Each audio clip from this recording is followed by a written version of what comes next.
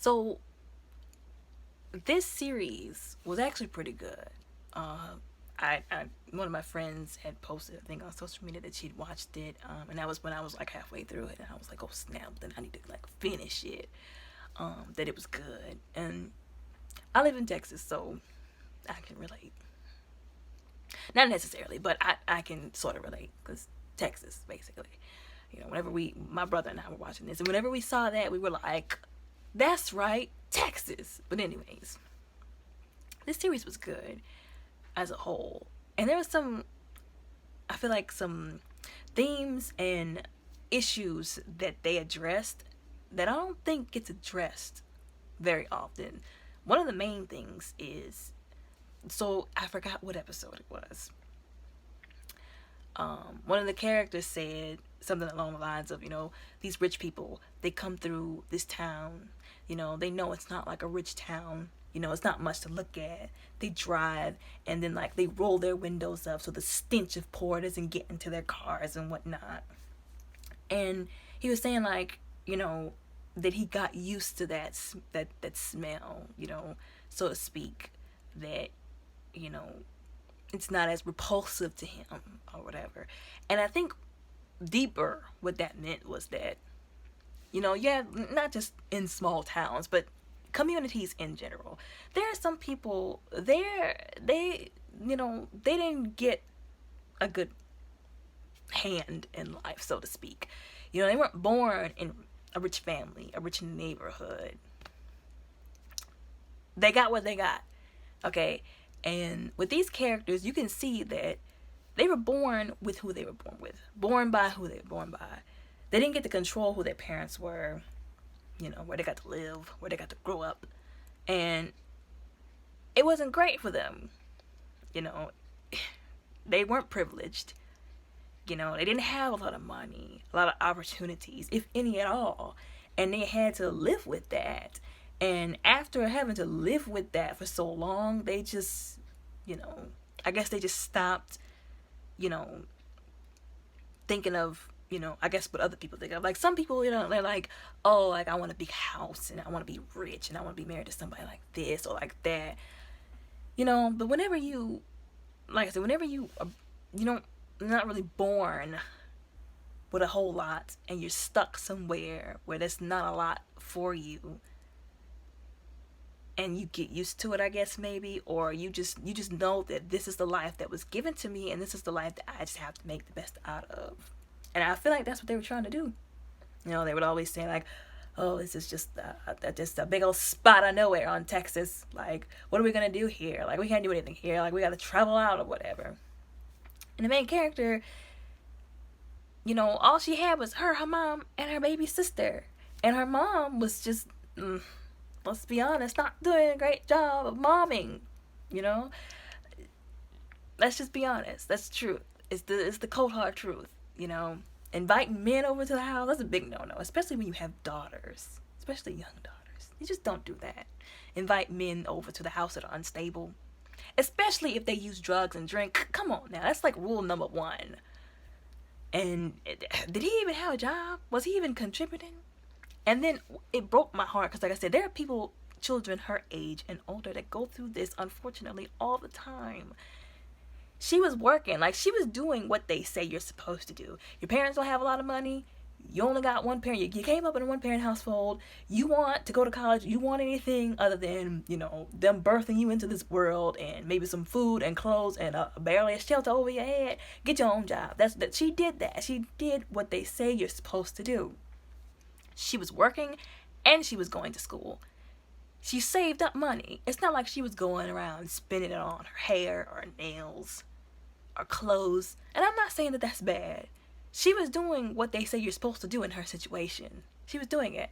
Going to school, working, saving money. She had saved over $5,000 and her mother stole it. Now I get it, people will say, well, why doesn't she put it in like a bank account? Whether she did or she didn't, her mother stole it.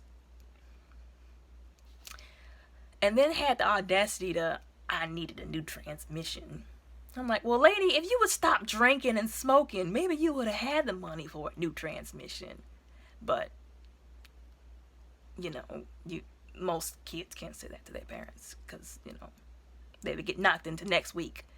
And I'm glad that her mother didn't knock her into next week. But there are a lot of parents out there, like, as true as that scenario was, they didn't keep it all the way real. Let's be honest. There are some parents, like, when she confronted her and when she was like, I'm taking that car and going where I want to because that's my transmission, because my money bought it.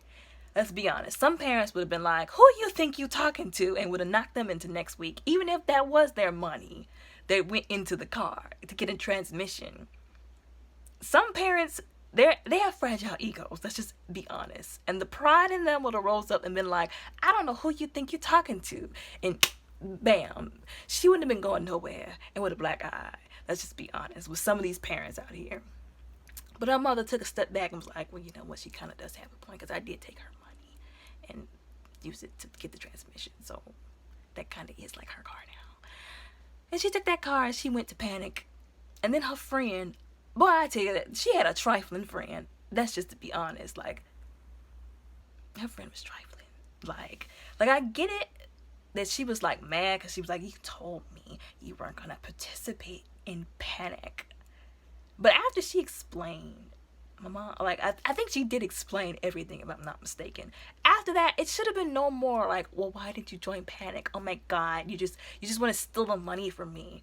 Like, I'm like, first of all, young lady, at least you have a father who has a stable job, a parent.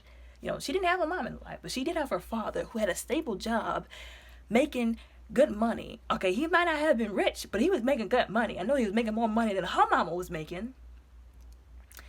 And you over here whining about Panic money. I'm like, first of all, make sure your father don't find out that you're down there, because he's a cop, for crying out loud. And I was just like, okay, I get it.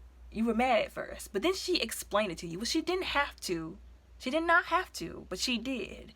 And why she still thought that it was acceptable to be mad at her for that, I didn't agree with. Like, I just didn't agree with it. And she was her friend despite. And it's not like she lied. Lying would have been like intentionally knowing that she was going to join Panic. But she told her, she was like, I had no intentions on joining this game, but then life happened. Life slapped me in the face. And I had to. I didn't have no choices. If I want to go to college, I had to get the game. I had to join the game.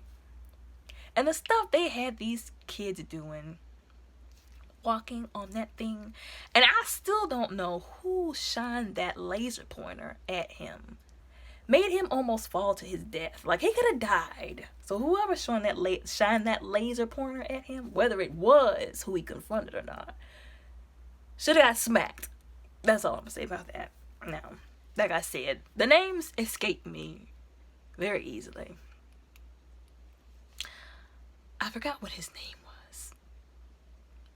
The one that she basically ended up with at the end of the series. I forgot what his name was. The blonde guy with the slightly curly hair. I forgot what his name was. But I felt bad. I didn't feel bad, and then I felt bad for him at the same time, because I think he was one of the main ones who was collecting the money for it. But I feel like all throughout their high school, he was always like messing with them. So didn't none of them like him anyways. But then on top of that, I think it was like his uncle or his grandfather, who was supposed to be taking care of him and his brother, was abusive towards them. So he had to grow up with that trauma and issues.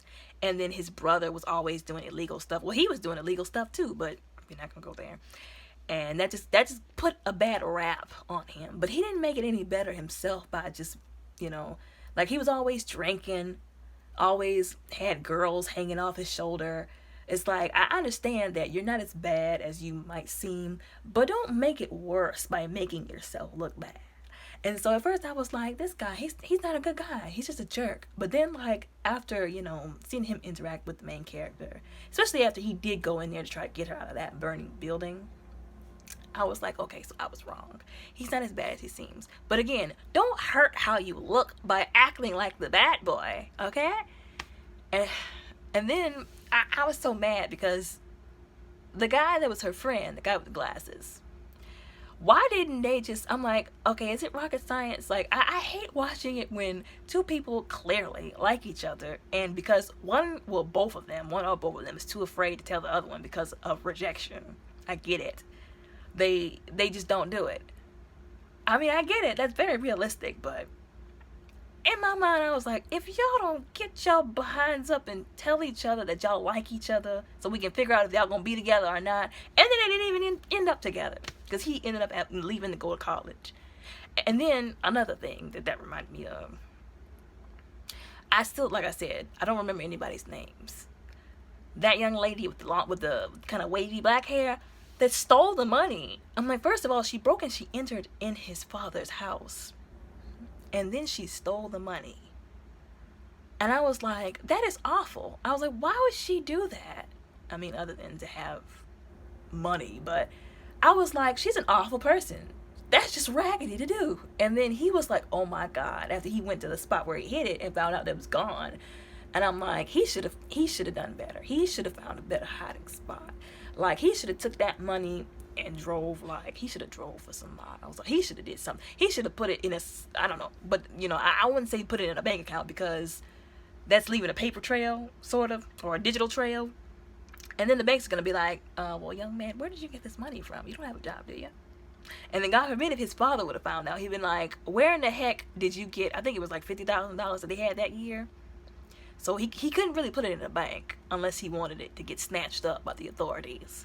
But he should have found a better hiding place than that and tried to at least make sure wasn't nobody following him. But I just thought that it was raggedy of that girl to steal that money. And then he ended up having to sell his car to get the money back. And I was like, she raggedy for that.